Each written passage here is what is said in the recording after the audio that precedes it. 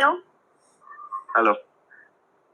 নমস্কার, আমি কলকাতা থেকে কেনিয়া মন্ডল কথা বলছি। পশ্চিমবঙ্গে আসন্ন বিধানসভার উপর একটি প্রজেক্ট করছি, সেই বিষয়ে কিছু কথা বলতে চাই। আপনার জেলার নাম কি আছে? ডিস্ট্রিক্ট?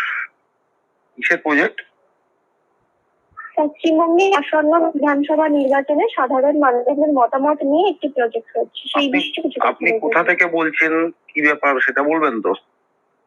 আমি কলকাতা থেকে কেনিয়া মন্ডল কথা বলছি। আমি পলিটিক্যাল সায়েন্সের স্টুডেন্ট। পলিটিক্যাল সায়েন্সের স্টুডেন্ট?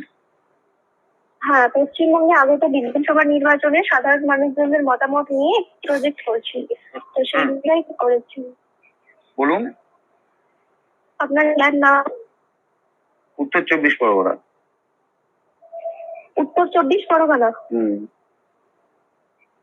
উত্তর বললেন? আচ্ছা, বিধানসভা কি আছে? দমদম উত্তর। বিধানসভা কি আছে? দমদম উত্তর। দমদম উত্তর। আপনি ওটান পৌরসভা নাকি পঞ্চায়েত? হ্যাঁ, পৌরসভা। পৌরসভা। আপনার বয়স কত আছে? 50 প্লাস। কত বললেন? 50 প্লাস। 50 প্লাস মানে 51। আচ্ছা, আপনি গতবার 2024-এ লোকসভা হয়েছিল, সেই সময় আপনি কোন পার্টিতে করেছিলেন? 24 লোকসভাতে। আপনি পাগল না তৃণমূল আগে বলুন তো? পাগল না তৃণমূল না ওটা কি বলে আপনার আপনাদের তৃণমূল এজেন্ট কোনটা? দেখুন, গতবারে যেটা হয়ে গেছে আমি সেই সব কথা যে সম্বন্ধে আমি কাকে ভোট দিয়েছি আপনাকে বলবো কেন বলুন তো আগে? আমরা এতদিন জানতাম। মানে কি বলবো আপনাদেরকে, আইপ্যাকের দিক থেকে সার্ভে করানো হচ্ছে যে এবার 2026-এ বিধানসভায় কি মনে হচ্ছে, মমতা ব্যানার্জি জিতবেন কি জিতবেন না। ইয়াং এজেন্সি কাজ করছে, বোঝা মুশকিল হয়ে যায় যে কোথায় কোথায় এজেন্সি ঢুকে থাকে। এবার বাংলার মানুষই উত্তর দিচ্ছেন। যিনি উত্তর দিয়েছেন, যার কাছে এই আইপ্যাক এজেন্সির কল গেছিল, উনি নিজে আমাকে ভিডিও পাঠিয়েছেন এবং আমি শুনে সত্যিই ভাবছি যে এবার আইপ্যাককে বাংলার মানুষ উত্তর দিয়ে দেবে। বলছে আপনি পাগল। যিনি অ্যান্সার দিয়েছেন তিনি বলছেন আপনি পাগল না টিএমসি। মানে টিএমসি কিংবা পাগলই এরকম কোয়েশ্চেন করতে পারে, এর বাইরে আর কেউ পারে না। হয় সে পাগল না হয় সে টিএমসি। এই যে ব্যালেন্স, মানে হয় আপনি পাগল না হয় আপনি টিএমসি, আর আদারওয়াইজ ওই আইপ্যাক, মানে যার সাথে মমতা ব্যানার্জি থাকবেন তারই বদনাম হবে। কেন বলুন তো? বদনাম এখানে বুঝতে হবে যে এই যে এজেন্সি গুলি রয়েছে না, এরা ভালো জিনিসটাই প্রমোট করতে পারে। এবার পচা থেকে পচা আলু আপনি যতই বস্তায় বেঁধে দিয়ে দিন না কেন, মার্কেটে কি বিক্রি হবে? হবে না তো। তাহলে বেসিক্যালি এখন তৃণমূল কংগ্রেসের যা পরিস্থিতি হয়ে দাঁড়িয়েছে, তাতে আগামী বিধানসভায় লড়ার মতো কোনো টপিক নেই। আর এসআইআর এর মাধ্যমে তো পুরো শেষ। তো সেই জায়গায় দাঁড়িয়ে একজনকে ফোন করে আইপ্যাকের এজেন্সি জিজ্ঞেস করছে যে আমি পলিটিক্যাল সায়েন্সের স্টুডেন্ট, তো ইনফ্যাক্ট আমি প্রজেক্ট করছি, তাই আমি সবাইকে ফোন করছি। তো এইরকম ফোন আসা শুরু হয়ে গেছে। আপনারাও রেডি থাকুন, আপনাদের ফোনেও যেতে চলেছে। অতি অবশ্যই আমার চ্যানেলে এরকম টাইপের ভিডিও যদি আপনারা চান যে আপনার কাছে কল এসেছে এবং আপনি দেখাতে চান বাকি মানুষরাও দেখবে, তো অতি অবশ্যই আমার হোয়াটসঅ্যাপ নম্বরে সেন্ড করবেন। কিন্তু এখন যে সব থেকে বড় খবর রয়েছে সেটি হচ্ছে বহুতলে বুথ করার সিদ্ধান্তে কমিশনের ওপর অসন্তুষ্ট মুখ্যমন্ত্রী মমতা ব্যানার্জি। আবার কমিশনের এই সিদ্ধান্তকে স্বাগত জানালেন তৃণমূল কংগ্রেসের এমএলএ। এখন মমতা ব্যানার্জি তীব্র অসন্তুষ্ট এবং তিনি বলেছেন যে কমিশনের এই কাজটি ঠিক হয়নি। তো তাতে কমিশনের বয়ে গেছে। মমতা ব্যানার্জির চিঠিতে যখন কমিশন কোনো রিয়াক্ট করেননি, তখন উনি সন্তুষ্ট না অসন্তুষ্ট তাতে কমিশনের কিচ্ছুটি যায় আসে না। আর থাকলো কথা দিদি, এটা কাজই না। কোথায় নির্বাচন কমিশন পোলিং সেন্টার করবে আর কিভাবে মানে ভোটটি করাবে সেটা একান্ত ব্যক্তিগত ব্যাপার নির্বাচন কমিশনের এবং নির্বাচনের কাজের সাথে যারা জড়িত সেই সমস্ত কর্মীদের, নাকি মমতা ব্যানার্জির খোদ।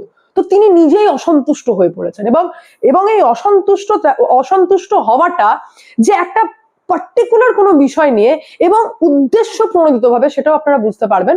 কারণ তৃণমূল কংগ্রেসেরই এমএলএ, যার নাম হচ্ছে মোহাম্মদ আব্দুল গনি, আই রিপিট মোহাম্মদ আব্দুল গনি, যিনি হচ্ছেন সুজাপুরের বিধায়ক, তিনি বলেছেন যে বহুতলে কমিশনের বুথ করলে নিঃসন্দেহে এটি সুবিধা হবে।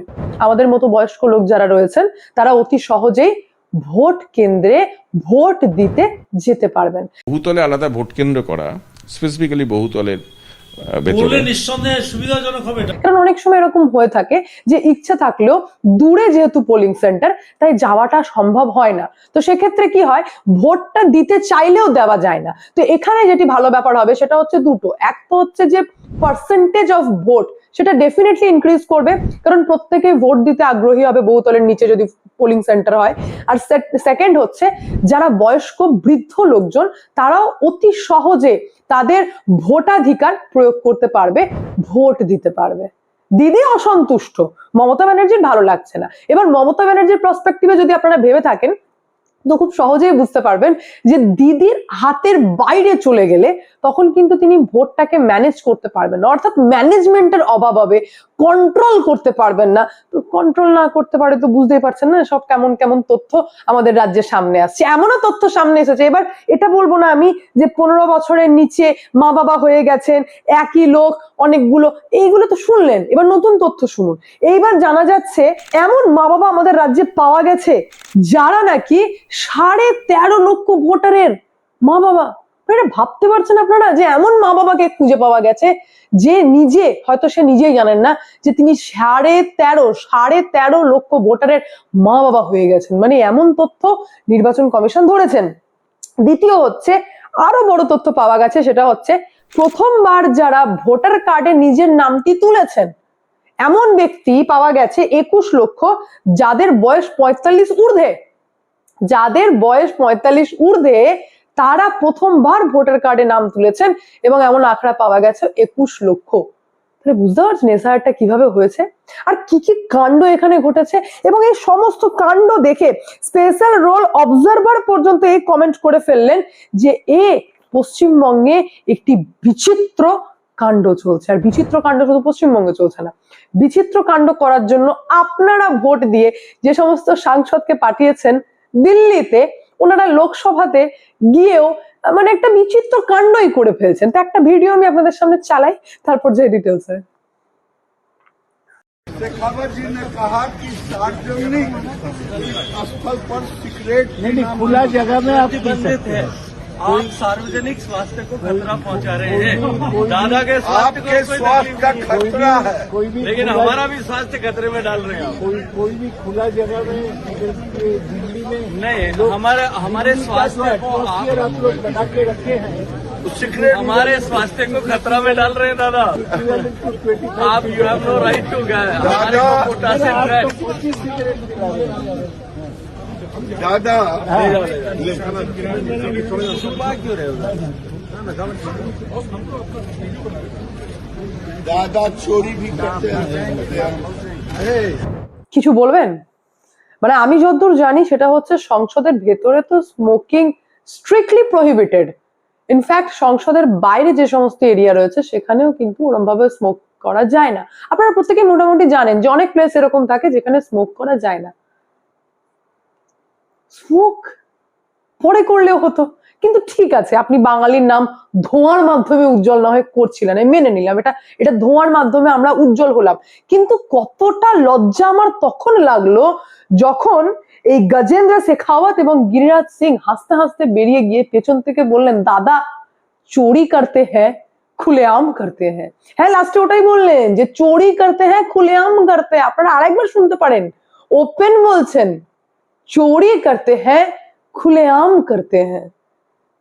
কি অবস্থা, মানে পুরো এই তৃণমূলটা যেভাবে চোরের স্ট্যাম্প লেগে গেছে, এইভাবে তো জন্মের পর হিন্দু মুসলিম স্ট্যাম্পও লাগে না যেভাবে এনাদের দলের চোর স্ট্যাম্প লেগে গেছে।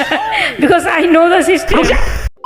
শুধু তাই নয়, অনুরাগ ঠাকুর কিন্তু স্পিকার মহোদয়কে আরেকটি কথা বলেছেন যে কোন এক তৃণমূল কংগ্রেসের সাংসদ যিনি নাকি পার্লামেন্টের ভেতরে ই স্মোকিং করছিলেন। देश भर में ई सिगरेट बैन हो चुकी है, क्या सदन में आपने अलाउ कर दी है? नहीं, कोई मान्य सदस्य को कोई भी सर टीएमसी के सांसद पी रहे हैं सर टीएमसी के सांसद सर कई दिनों से लगातार बैठ के पी रहे हैं सर। कोई भी मान्य टीएमसी के सांसद पी रहे हैं सर चेक कर नहीं सर आप चेक करवाइए सर। एक मिनट व्यवस्था सर सदन में अगर सिगरेट पीना अलाउ कर दिया है। एक मिनट এবার ই স্মোকিং করছিলেন, আমি যত জানি 2019 এর পর থেকে নাকি ওটা ব্যান আছে। এখন ই স্মোকিং করছিলেন। ই স্মোকিংটা কি বেসিক্যালি আমি অত ডিটেলস বলতে পারবো না, আমি সত্যিই জানি না, কিন্তু বিষয়টা হচ্ছে যে তিনি কেউ ওপেন করেননি যে কি করছিলেন।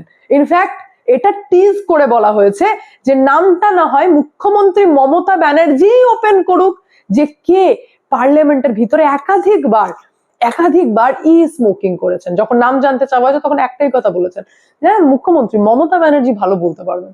এবার কে সেটা আমার তো জানা নেই, অতি অবশ্যই আপনাদের জানা থাকলে কমেন্টের মাধ্যমে অতি অবশ্যই জানাবেন। বাকি আমি তো এখানে এন্ড করব, দেখা হচ্ছে নেক্সট ভিডিওতে। ভালো থাকবেন, সুস্থ থাকবেন, সঙ্গে অদ্বিতীয় চ্যানেলকে অতি অবশ্যই সাবস্ক্রাইব করবেন, কারণ একটাই, যা হবে স্পষ্ট হবে।